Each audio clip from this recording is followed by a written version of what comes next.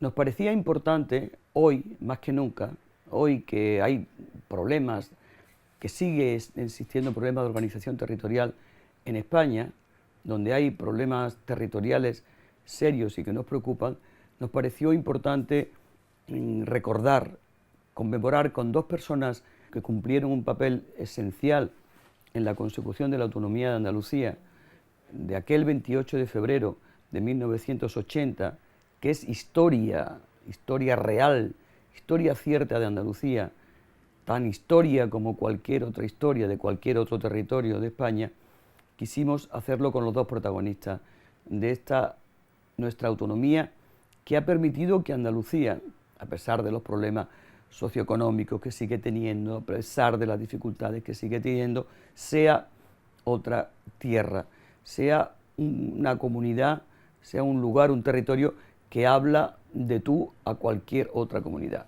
Y en estos momentos difíciles queremos que desde ese 28 de febrero vayamos a una estructura territorial de España que nos siga englobando a todos, que considero yo personalmente que debe ser una estructura federal, que con reformas muy cortas de la Constitución se podría conseguir, pero en donde en esa nueva organización territorial de España, o en esa diferente, o donde se resuelvan los problemas territoriales de España, nunca sea a costa de la autonomía conseguida en Andalucía, con los votos de todo el pueblo andaluz, pero la hicieron posible, entre otros, dos grandes personas, de diferente pensamiento, de diferente ideología, de diferentes partidos políticos, pero dos personas que tenían en su cabeza una sola idea: Andalucía, defender Andalucía y los intereses de los andaluces. Esas dos personas son don Manuel Clavero Arévalo, del que es difícil decir, del que es difícil que yo diga nada de él. Fue mi maestro, mi profesor, catedrático de Derecho Administrativo, ministro, peleón por esta tierra y por esta comunidad, abogado, defensor de Andalucía como nadie. Y Rafael Escuredo Rodríguez, que también me es difícil decir algo. Rafael fue el primer presidente de la Junta de Andalucía, fue el primer artífice de que fuera realidad, con los votos de los andaluces, esta autonomía que tenemos, y de que tuve el honor y la suerte de ser su primera y única mujer consejera de presidencia. Y ahora ya ellos van a contar cómo fue la historia, el pasado, el presente y el futuro, siempre pensando en lo que es mejor para Andalucía. La Constitución del 78 fue una constitución de consenso, de acuerdo, que supuso un marco de convivencia importante entre los hombres y las mujeres de España, pero cuando afrontó el tema territorial, yo creo que el constituyente no fue capaz de entender que un trato desigual sería objeto de rechazo por parte de la ciudadanía. Consiguientemente, esa discriminación yo creo que sitúa la respuesta que en su día dio la ciudadanía andaluza, el pueblo andaluz, en orden a decir, no. Yo no sé si usted coincide en este planteamiento inicial, ¿no? Y además, quiero decir que en España ha habido 3 constituciones que han abordado el problema territorial. La primera fue de la Primera República de 1873, en la que no había distinción ninguna e incluso se mencionaban todas en el articulado. Y la Constitución de la Segunda República, que estableció la autonomía sin distinguir entre una y otra en categorías distintas. Unas llegarían antes según su estatuto se aprobaran, y Andalucía, Blas Infante, hizo un gran esfuerzo para haber obtenido un estatuto que desgraciadamente las circunstancias le impidieron culminar. Y yo recuerdo, Rafael, ya hablando del 28 de febrero, que el proceso de Andalucía coincidíamos los dos en que no debía tener distinciones con respecto a Cataluña, el País Vasco y Galicia. Y recuerdo que la acción nuestra conjunta primera fue en el pueblo de Casares. Después de aquello nos fuimos, yo quiero recordar, a mi casa de Punta Umbría y allí dijimos, bueno, Rafael, tenemos que hacer una labor, y esta labor empieza por incorporar todos los ayuntamientos de Andalucía a la petición de la autonomía plena, ¿no? En este sentido, quiero recordar a Plácido Fernández Viaga, que en el Pacto de Antequera estableció que se estaba elaborando entonces la Constitución, pero como ya se veía que iba a haber dos clases, él dijo que Andalucía tendría la autonomía plena, y ese Pacto de Antequera lo firmaron todos. Y luego Rafael y yo pues nos mostramos muy contrarios a que la Constitución vigente de 1978 pues estableciera esa distinción ignorada en el constitucionalismo español.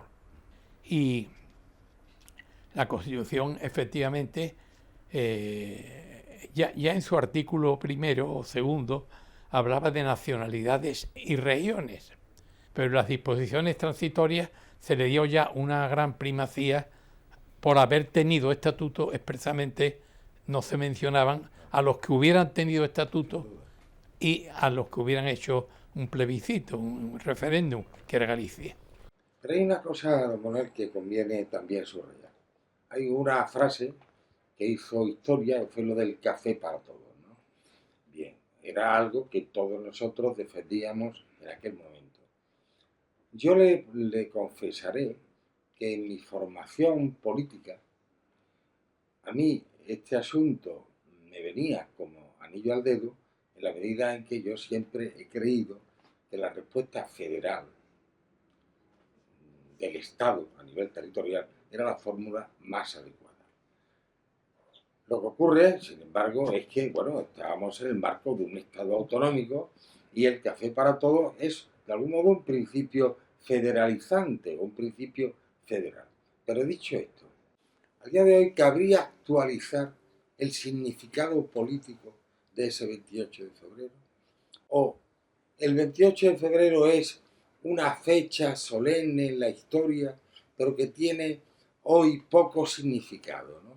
Sobre esta cuestión a mí me gustaría reflexionar en voz alta con usted, ¿no? Pues yo debo decir que el 28 de febrero supuso precisamente ir al café para todos. Es decir, que no fueran solo Cataluña, el País Vasco y Galicia, que tenían, como Rafael ha recordado, garantizado un parlamento, un gobierno, un Tribunal Superior de Justicia. Las demás ni siquiera y las competencias eran mucho mayores.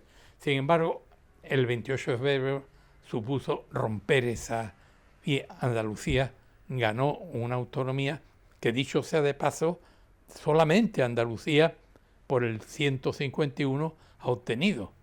Las demás fueron por el 143. Es más, yo recuerdo que después de aquella moción de censura que lideró Felipe González en mayo de 1980, el tema de Andalucía, precisamente por eso, fue el tema fundamental.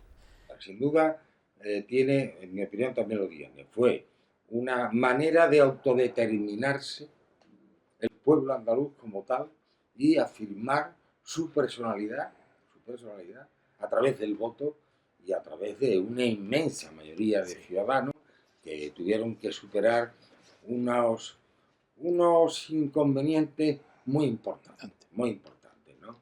Pero al día de hoy a mí me preocupa el que el tema territorial no solo no se ha cerrado, sino que permanece abierto. Y está ahí el tema de Cataluña.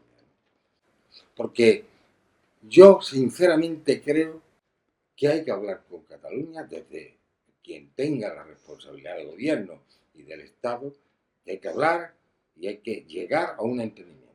Yo no tengo inconveniente en que eso se produzca. Es más, creo que sería el único camino, que desde un punto de vista democrático evitaría una confrontación que se ha dado en llamar vulgarmente el choque de trenes, ¿no? Creo que eso habría que evitarlo, porque eso no resuelve los problemas y la Constitución es una buena muestra de cómo desde el consenso se pueden establecer caminos de convivencia, de diálogo, de democracia. Entonces, ¿qué es lo que yo digo? ¿Qué es lo que yo pienso? Me gustaría conocer su opinión. Yo tengo un criterio en este sentido muy formado. Y es que cualquier negociación de Cataluña tiene que pasar también por un acuerdo con Andalucía. Y donde Andalucía no pierda. Este es un tema muy importante. Para mí es un tema muy importante. Porque el legado del 28 de febrero es un legado que viene a decir algo que se recogió en una frase feliz que el pueblo andaluz dijo: no queremos ser más que nadie, pero tampoco menos.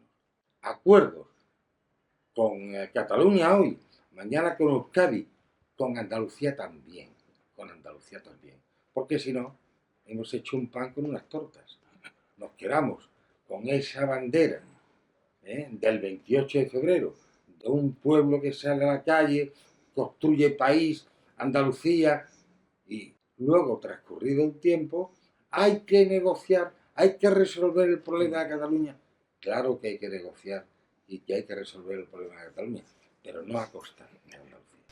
Yo coincido con Rafael en que el problema de Cataluña, en cuanto que quieren la independencia, es un callejón sin salida. Y es un callejón sin salida, primero, porque el gobierno de la nación, sea el PP o sea el Partido Socialista, no lo van a consentir. Ahora bien, el pacto. ¿Es posible un pacto cuando una de las partes dicen que lo que quiere es la independencia?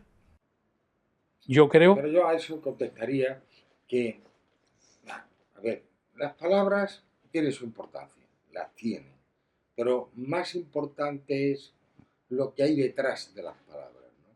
Yo creo que lo que hay detrás es un afán por singularizarse, no en un marco de la independencia, que saben que ese es un camino prácticamente inviable, ¿no? Pero sí para sacar tajada. Y claro, frente a eso, yo creo que hay que afirmar principios irrenunciables, ¿no? Que están además en la Constitución. Primero, que no hay ciudadanos de primera y de segunda, que todos los ciudadanos, no importa dónde vivan o dónde trabajan, tienen los mismos derechos y las mismas obligaciones. Segundo, que hay que ir a un Senado que no sea una Cámara de segunda lectura, que sea una Cámara territorial donde haya una representación y el debate político territorial se sustancie en esa Cámara. Y en tercer lugar, yo creo, y ahí sí podemos tener alguna diferencia, yo creo que la República Federal Alemana es un modelo a seguir. Y por último, el tema fundamental es el tema de la financiación autonómica. Y que ahí es donde habrá que estar atentos. Porque nosotros, demócratas que hemos visto esta Constitución, esta distribución territorial del Estado, nos va a asustar que se constitucionalicen los estatutos, que Cataluña afirme categóricamente sus singularidades. A mí todo esto no me preocupa. Me parece que forma parte de una actualización constitucional. Pero lo que sí me preocupa es, bueno, a ver, lo de la bolsa, ¿no? Vamos a hablar de la bolsa, vamos a hablar del dinero, ¿no? Ahí es donde una vez más yo afirmaría al principio, ese lo que sea no puede pasar porque Andalucía pierda desde el punto de vista de su financiación y de lo que de algún modo constituye la solidaridad de todas las nacionalidades y regiones que integran España, ¿no? En definitiva, para mí, una posible reforma de la Constitución no la veo fácil porque no estamos en la misma situación que estábamos en 1977. Hoy en día el problema constituyente está, si no resuelto, por lo menos ya no se aborda como entonces, que se abordaba de la nada, sino que hay que ir a una reforma de la Constitución. Pero el título octavo sigue siendo un capítulo, a ver, la palabra no es nefasto, pero un capítulo Incompleto. abierto, conviene cerrarlo. Y yo voy a hacer dos reflexiones, también que forman parte de mi convicción personal, ¿no? Una es que a Andalucía no le interesaría nunca un concierto económico, pero yo vuelvo a lo de siempre. Yo no tengo miedo a que mañana haya otro concierto. El tema es que Andalucía no pierda. Ahí es donde tendríamos que pensar en su momento o repensar el tema de la financiación. Y de otra parte, mire, yo lo que creo que el día que haya, y que lo habrá además, una constitución europea, todos estos temas del independentismo, de la segregación, ceden porque evidentemente tenemos un marco más amplio que integra a todas estas nacionalidades, países, regiones, en definitiva, el conjunto, ¿no?, de los territorios de la Unión Europea. Y entonces el problema no está en decir, oiga, este es el límite para negociar con usted. No, yo no pondría ese límite. Yo no quiero tener una herramienta jurídica copiada de la de Cataluña. Quiero tener la mía. Y yo no quiero entrar hacerle el juego. A mí no me gustaría entrar a hacerle el juego a los nacionalistas catalanes. Yo prefiero hacerle el juego a los ciudadanos, a la ciudadanía española y sobre todo al pueblo andaluz. Esta sería un poco mi manera de ver este asunto. Antes ha mencionado algo sobre lo que yo también quería reflexionar. Se ha referido al Senado. Quiero decir que ese tema, que desde luego, tal como está el Senado hoy, lo que se puede suprimir. Es un coste tremendo y no, prácticamente es de una segunda lectura que si no sale conforme, vuelve al Congreso. De modo que se podría suprimir tal como está hoy. Sin embargo, si se llevara a un Senado de comunidades autónomas, su papel sería tremendo. Ese es el trabajo que hay que hacer. Yo lo que yo les pediría a los dirigentes nacionales, ¿no?, que tienen ahí la posibilidad de negociar, es que pasaran de la política del no a la política del diálogo. Porque nosotros, la Constitución del 78, que ha dado para más de 30 años de momento y goza de buena salud, fue fruto de muchas conversaciones, en donde todo el mundo se dejó por el camino, se dejó cosas. Y este es un pueblo listo, este es un pueblo pragmático y tal. Yo lo que no quiero son políticos que digan no, que no sean capaces de entender que hay que dialogar y que hay que negociar. Yo no tengo miedo a la negociación y que las modificaciones que la realidad social y política exige de cambios en la Constitución no deberían de preocuparnos, porque este es un debate democrático que evidentemente es muy difícil de cerrar, pero sí es fácil de buscar fórmulas para que la convivencia se convierta en algo pacífico y democrático. Yo coincido plenamente en que el significado del 28 de febrero no es solamente una conmemoración histórica de la que debemos sentirnos muy orgullosos, sino que tiene que ser cara al futuro de la vida diaria, pero también de una reforma constitucional. Y coincido en que cualquier reforma constitucional tiene que suponer que Andalucía sigue teniendo el mismo papel y el mismo nivel en instituciones y en competencias que la que más pueda tener, que eran Cataluña y el País Vasco. Y querría añadir, tal vez entre nosotros puede haber alguna diferencia entre el Estado federal y el Estado autonómico. Porque cuando se habla del Estado federal, a mí me gustaría saber qué diferencias se ven entre el Estado federal y el Estado autonómico. De entrada, una diferencia fundamental que es la tasación clara, diáfana de competencias del Estado, de las comunidades, de los ayuntamientos, cosa que aquí no pasa, ¿no? Cosa que aquí desgraciadamente no pasa. Y luego un sistema de financiación como el de la República Federal Alemana, que a mí me resulta muy atractivo, ¿no?